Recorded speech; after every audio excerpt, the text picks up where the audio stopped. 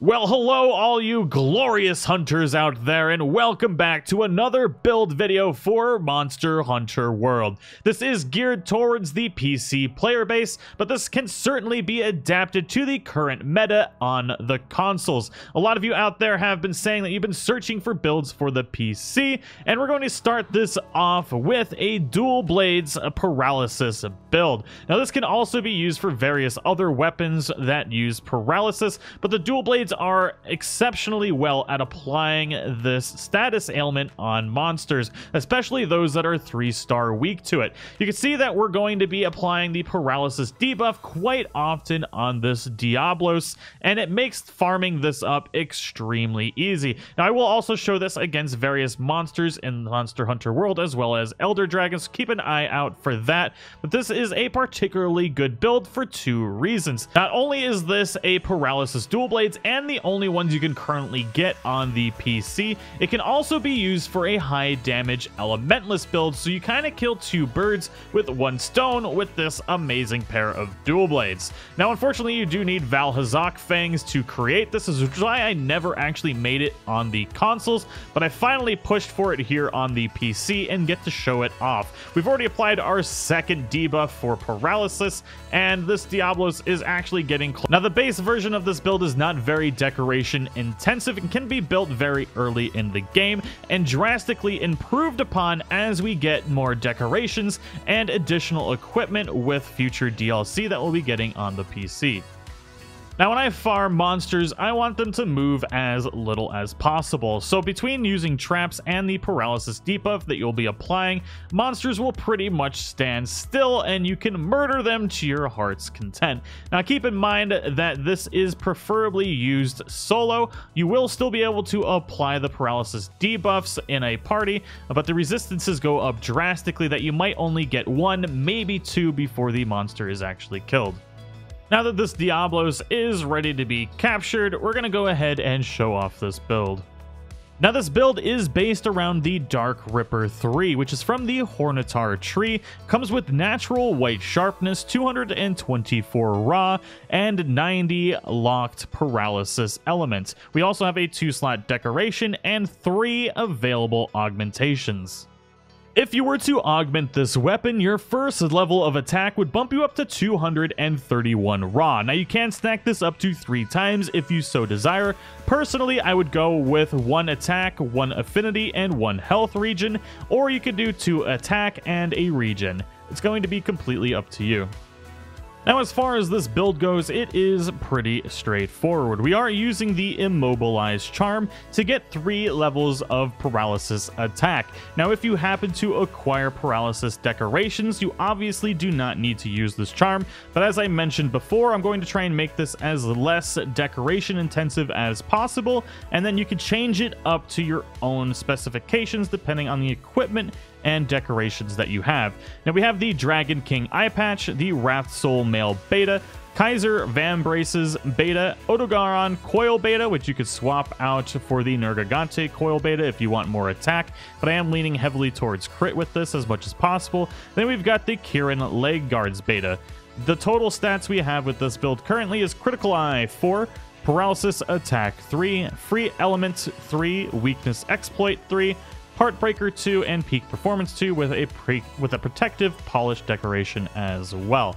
Now, let's go ahead and check out the decorations themselves. We've got 2 Flawless, 1 Sharp, 2 Destroyer, and 2 Experts. Now, obviously, depending on the decorations that you have, you can completely change this to your own playstyle. I have Destroyer decorations in here because I am using this for farming, and breaking parts is going to be kind of necessary to that, and I really didn't need anything else, so that is what I went with. You could also go with Throttle if you wanted latent power, but honestly, with this build, you shouldn't be taking too much damage, so that might not even activate.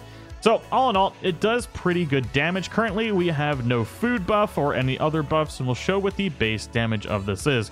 Currently, we have 259 raw with natural white sharpness. Now, let's go ahead and go into demon mode. Now, one of our attacks is doing 21 with a crit at 27. Now, if we enter demon mode, we're critting for 42 with a final hit at 49. Now, the damage of this can be drastically increased, especially at the current meta in the consoles you can get this significantly higher by using critical boost, but those are hard decorations to get. So you can definitely change this up depending on where you are at in the game. Another great use for this build is to farm up Zenny. If you're like me and trying to collect every piece of armor in the game, you're going to require a ton of Zenny, especially if you plan on augmenting as well.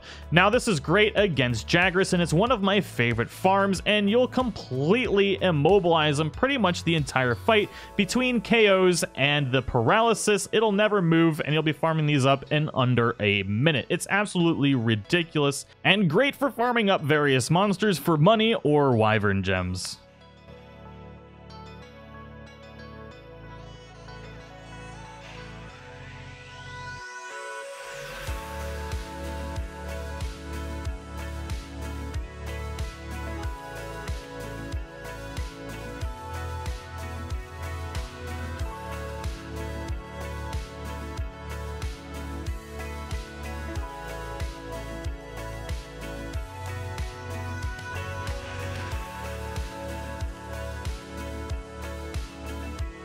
Now, this does become less effective against Elder Dragons. Most of the Elder Dragons have a 1-star weakness to paralysis. Kushala has no weakness whatsoever, and Nergigante would be the best bet to use this as farming for Elder Dragons, as he is 2-star weak to paralysis. Now, we are able to inflict this debuff on him quite often throughout a fight, so I do recommend a paralysis build for Nergigante just to make it that much easier. He is one of the easiest Elder Dragons in the game, but just trying to get him immobilized as much as possible definitely makes farming up its horns a lot easier.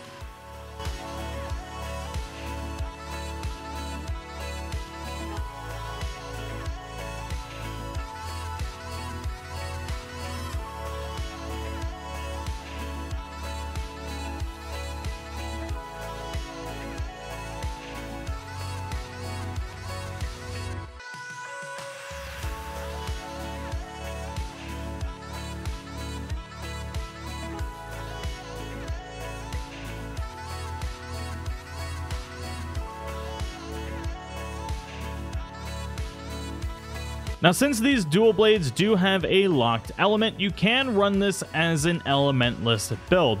These are on par with the Sin dual blades. They have the same exact raw damage and natural white sharpness. Although the Dark Ripper 3 does not have the 20% natural affinity, it does have 3 augmentation slots where the Sin dual blades only have 1. Now, with the Dark Ripper 3, you can stack 2 levels of attack, or you can go attack, affinity, and health region. You can really do whatever you want, and there's a lot of different ways you can use these over the Odogaron dual blades. So, the build that we're using right now is relatively straightforward. It's attack boost level 7, weakness exploit level 3, peak performance and marathon runner level 2, critical eye 1, critical boost 1, protective polish, and non-elemental boost. We are using the Dragon King Eye Patch Alpha, Dober Male Beta, Kaiser Vambraces Beta, Diablos Coil Male Beta for 2 levels of Marathon Runner, Dober Greaves Beta for 2 levels of Attack Boost, the Attack Charm level 3. Now, we also have decorations in here, and this is where you can kind of set it up however you want. You can also swap out the Diablos Coil and put in crit there, or whatever you want. I do like Marathon Runner a lot on the dual blades, and I'm even debating swapping the critical jewel for the actual Marathon Runner decoration that we have, which I'm not even sure where it is. I do have one, and you can obviously switch out whatever these decorations you want. Sharp Jewel is amazing for any build. Finally got one the other day. Highly recommend that in pretty much anything you get ever. Now, we obviously have the Elementless decoration, 2 Flawless, and an Expert Jewel. You can put whatever you want on that one slot there. But as far as the damage goes, we'll go over that here real quick. We've got 311 natural raw damage, weight sharpness, and 8% affinity. Now, we don't have any food buffs or any other buffs of any kind, so let's go ahead and check out the damage. Go into demon mode. You're hitting for 26 and then 34 for our crits. Our high-end damage on the Flurry is 52 with a final crit at 61.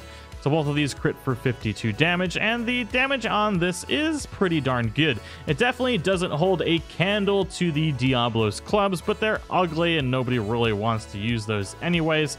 And we don't really have much better than the Fire and Ice for some of the other dual blades until a little bit later in the game. The Devil Joe ones come to mind, and there's some Elementless ones from Cool of Teroth that are pretty darn good as well. Otherwise, the damage on this is relatively good, and I like it because you can run it as both a Paralysis build and an Elementless, depending on what you desire. The Fire and Ice are still my favorite dual blades, but I do enjoy using these for farming monsters that are weak to Paralysis. It just makes life incredibly easy, and if you want to run it as Elementless, your damage that you see on this pull will be the same for monsters because you don't have to worry about the elemental weaknesses, so it is very nice in that respect. But anyways, that is all I've got for today's video. I hope you all enjoyed it. If you did, don't forget to show your support and smash that like button. If you're new to the channel, don't forget to subscribe. And if you guys have basically any builds that you want me to make, definitely let me know in the comments below. I'll be making a Charge Blade video next, then a Longsword, and a few others, but I will also prioritize what the community wants. So if there's something you want, definitely leave a comment, and I will make sure to follow what the community desires. But anyways, I will see you all in the next one.